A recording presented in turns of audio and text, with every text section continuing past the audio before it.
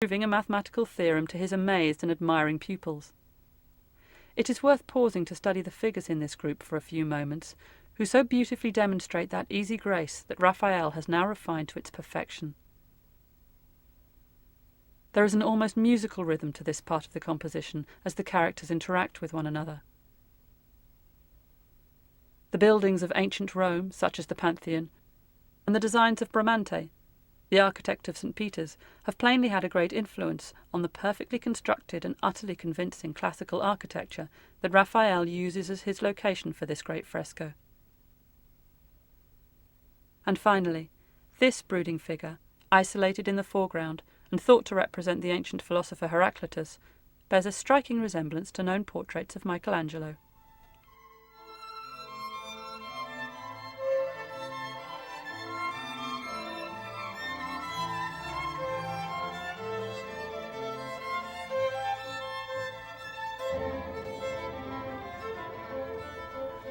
The last wall in this room completes the library's iconography. The Disputa represents the study of Christian theology, the School of Athens shows the ancient pre-Christian philosophers, and this last composition represents poetry.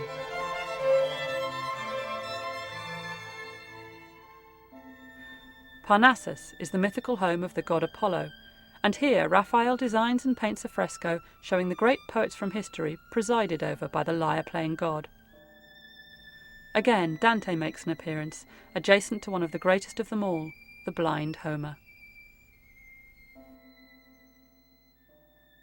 Now established in Rome, Raphael also became a sensational portraitist.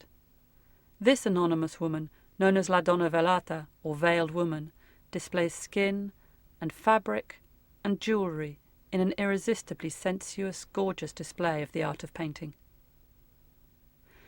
There are unprovable stories that the artist enjoyed an intimate relationship with this woman.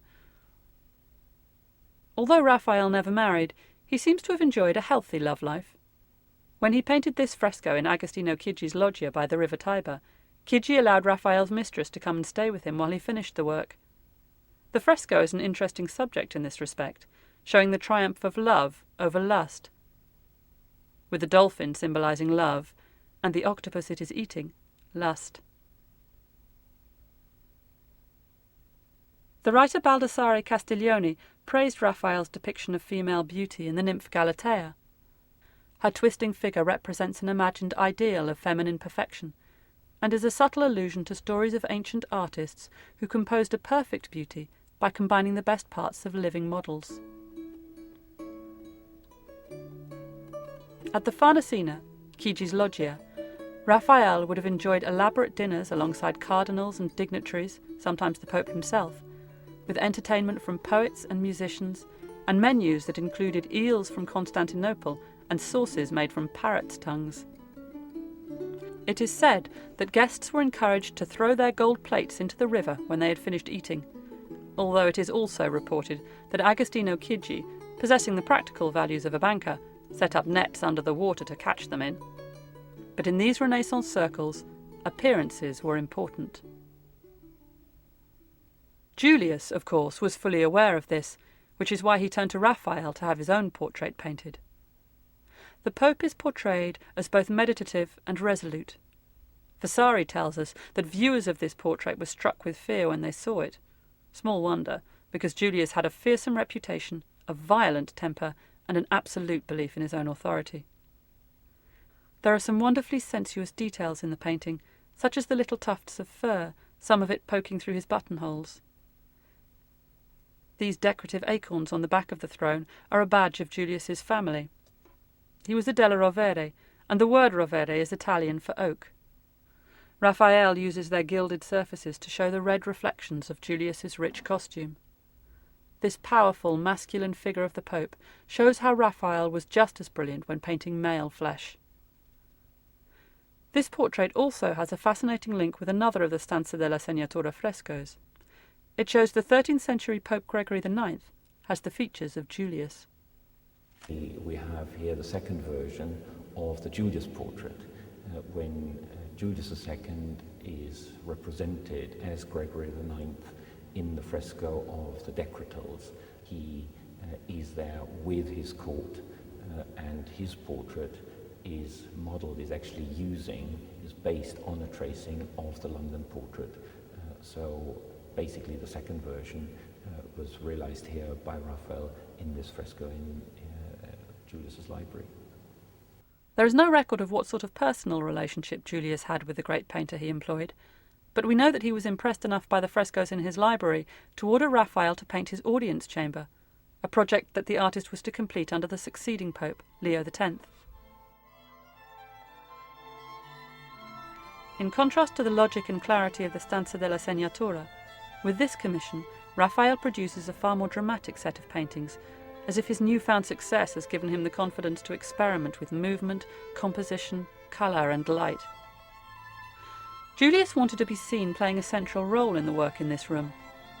Accordingly, we first see him painted here, as witness to a miracle that occurred in 1263.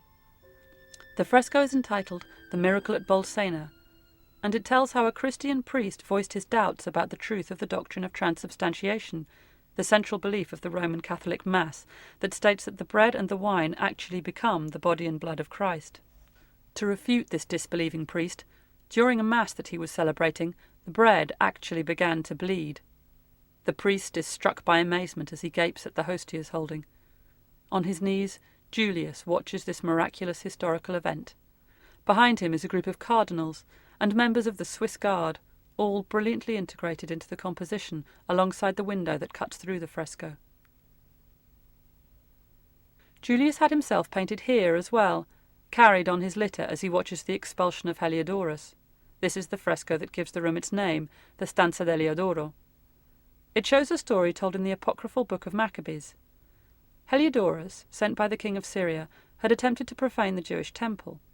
The high priest prayed for divine assistance, and avenging angels, one on horseback, miraculously appeared to drive Heliodorus out. The order, balance, and clarity of the school of Athens have gone.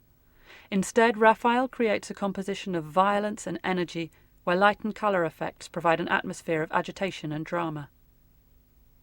The subjects in this room are all part of a carefully considered programme, with a meaning that goes beyond the simple representation of narratives. During Julius's papacy, much of Italy was occupied by the French. The subject of the expulsion of Heliodorus therefore had a contemporary resonance, and becomes an allegorical representation of Julius's bold efforts to defeat and expel the French. It is no coincidence that the colours worn by the avenging angel are those of Julius' family, the Della Rovere. Similarly, his inclusion in the Miracle at Bolsena fresco gives Julius the role of defender of the doctrine of transubstantiation, at the very time the Protestants in northern Europe, led by Luther and Calvin, were loudly declaiming their view that it was a false doctrine. In this room, therefore, Julius is showing himself both as witness and defender of the true Catholic faith. By now, Raphael has not just mastered drawing and composition, he has become a great colourist as well. This is borne out by the extraordinary light effects in the last fresco in the Stanza dell'Eliodoro, the Liberation of St. Peter. Described in the Acts of the Apostles, Raphael sets the scene at dawn to create a masterpiece of atmosphere. The delicate light of the sunrise gently illuminates the scene, while the torch carried by the soldier reflects off the armour, and is contrasted with the divine light of the angel sent by God in the middle of the night to free Peter, the first pope, from prison. Peter sleeps in his chains before being led to freedom by God's holy messenger.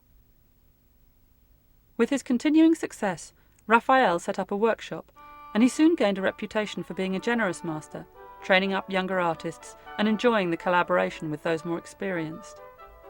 In the next 7 years, Raphael undertook several major commissions, including painting another room in the Vatican and designing a set of tapestries for the Sistine Chapel, the cartoons for which are now in the Royal Collection and are on permanent display at the Victoria and Albert Museum. He also undertook the decoration of Pope Leo's private loggia and various architectural commissions which included succeeding Bramante as architect of St. Peter's. But today, it is perhaps for his images of the Madonna and Child that Raphael is best known. One of the things one can observe is that he had from the beginning a great affinity with the subject. He frequently stresses the physical and psychological interaction of the Virgin and Child in a way